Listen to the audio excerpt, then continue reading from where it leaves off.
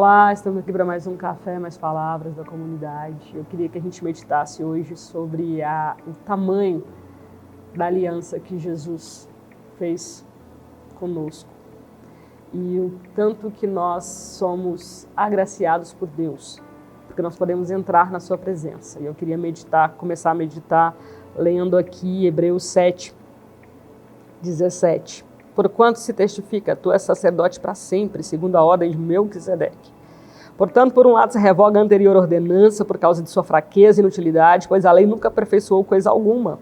Por outro lado, se introduz esperança superior pela qual nos chegamos a Deus. E visto que não é sem prestar juramento, porque aqueles sem juramento são feitos sacerdotes, mas este com juramento para aquele que lhe disse, o Senhor jurou e não se arrependerá, tu és sacerdote para sempre. Por isso mesmo Jesus se tem tornado fiador de superior aliança. Ora, aqueles são feitos sacerdotes em maior número, porque são impedidos pela morte de continuar. Este, no entanto, porque continua para sempre tendo seu sacerdócio imutável,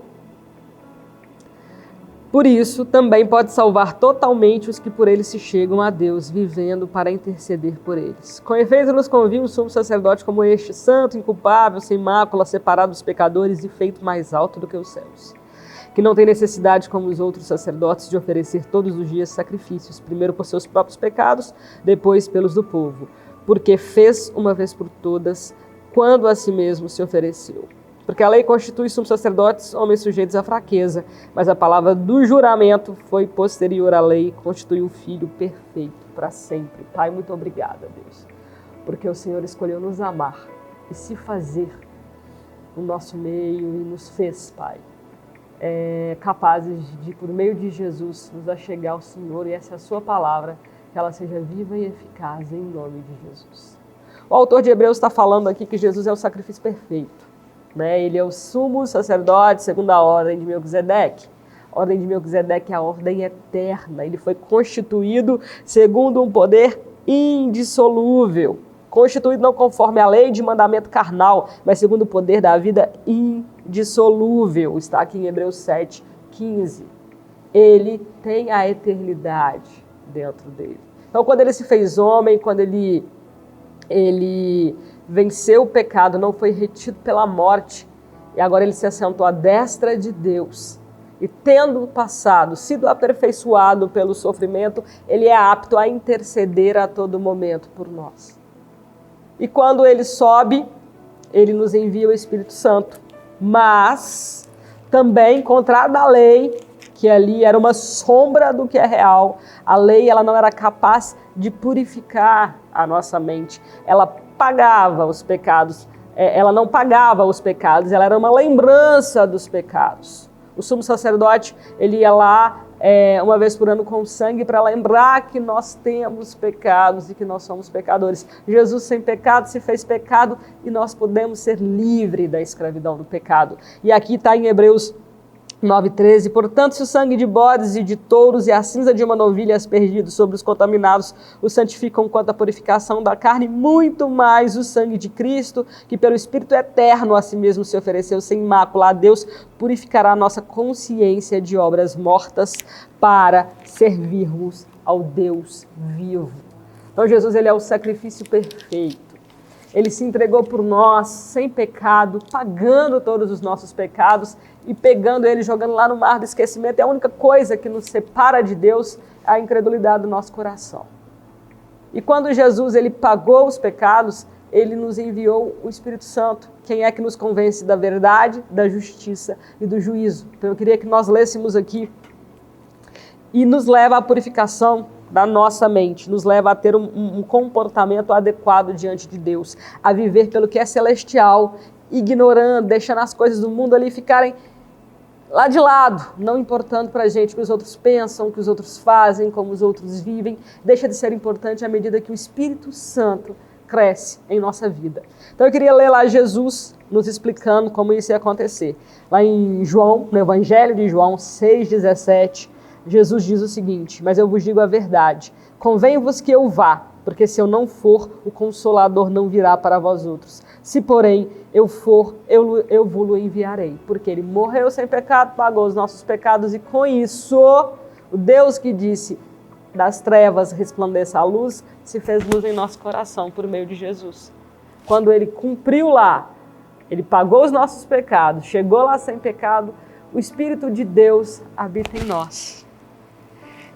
Quando ele vier, convencerá o mundo do pecado, da justiça e do juízo. Do pecado porque não crê em mim, do pecado porque o mundo não reconheceu Jesus. Veio para o que era seu, mas os seus não... Veio para o mundo, mas o mundo não o conheceu. Veio para o que era seus, mas os seus não receberam. Mas a todos quantos o receberam, deu-lhes o poder de serem feitos filhos de Deus, que nasceu não da vontade do homem nem da carne, e sim da vontade de Deus. Então o Espírito Santo nos convence do que é celestial, de que o carnal não compensa, do que é pecado, da justiça, porque vou para o Pai e não me vereis mais. Jesus é o nosso molde, porém ele precisou subir. E o Espírito Santo nos convence a viver justamente, retamente, em obediência como ele viveu. E do juízo, porque o príncipe desse mundo já está julgado. E o Espírito Santo nos mostra que existe um caminho aberto por Jesus. Ele é o herdeiro de todas as coisas, vai existir um julgamento. Nós vamos estar diante de Jesus, nós vamos estar diante de Deus no trono branco. Então existe uma consequência para cada atitude da nossa vida eternamente.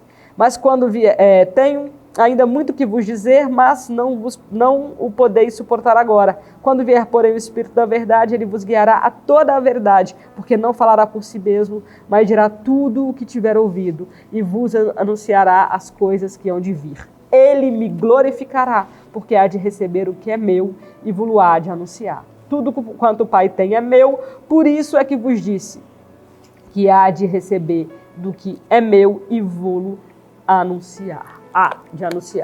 Então eu queria que nós meditássemos nisso, que o Espírito de Deus habita em nós. Jesus foi nosso sacrifício vivo, ele está lá sentado à destra do Pai, ele sabe o que é viver em carne, ele sofreu, ele foi ultrajado, ele foi maltratado, ele chorou sangue, ele passou por situações que fazem dele um sacrifício mais do que perfeito, porque ele ainda é capaz de interceder por nós. E ele é o herdeiro de todas as coisas. Havendo Deus outrora falado pelos profetas, agora nos falou pelo Filho, é quem constitui o herdeiro de todas as coisas. E ele nos dá, quando ele subiu aos céus, ele nos deu o seu Espírito, o Espírito Santo, o Espírito de Deus, para que ele fosse formado dentro de nós. E Jesus é toda a sabedoria de Deus, ele é a manifestação de Deus, é o resplendor da glória de Deus. Então, é a Ele que nós confessamos como Senhor e Salvador, é para Ele que nós devemos confessar rotineiramente os nossos pecados, para que, recebendo o perdão, a nossa mente seja cauterizada. Aquilo que importa muito, deixa de importar. Aquilo que a gente faz e não consegue, acha que não dá conta de se livrar, a gente se livre, porque Jesus, Ele é o resplendor da glória do Pai. E eu queria que nós finalizássemos essa meditação lendo lá em Provérbios 8, 22, que mostra que Jesus é o princípio de todas as coisas e Ele vai herdar todas as coisas e por meio dele nós temos vida. Aqui fala a eternidade da sabedoria e nós temos uma vida indissolúvel. O Senhor me possuía no início da sua obra, antes de suas obras mais antigas. Desde a eternidade fui estabelecida, desde o princípio, antes do começo da terra. Antes de haver abismos, eu nasci e antes ainda de haver fontes carregadas de águas. Antes que os montes fossem firmados, antes de haver outreiros, eu nasci. Ainda ele não tinha feito a terra, nem as amplidões, nem sequer o princípio do pó do mundo.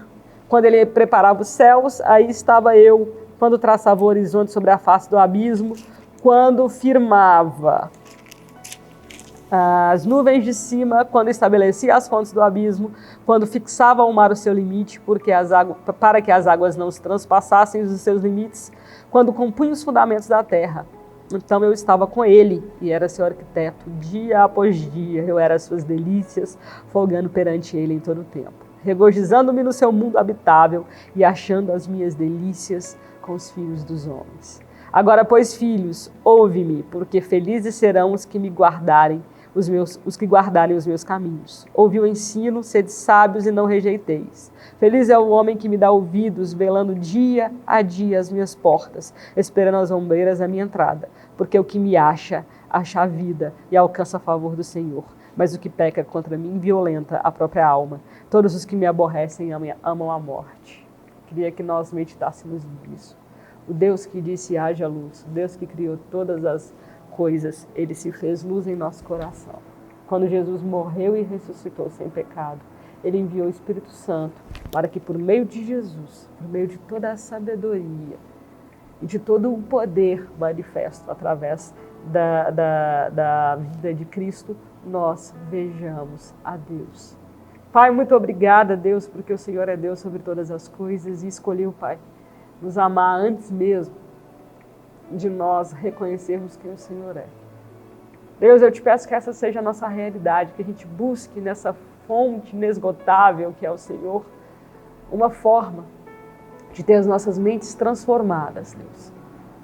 E que nós não nos conformemos mesmo com esse século, mas que nos apresentemos como sacrifício vivo e agradável ao Senhor. E começa por mim, Pai, por cada pessoa que vai ouvir esse vídeo e chega, Deus, até os confins da terra. Em nome de Jesus.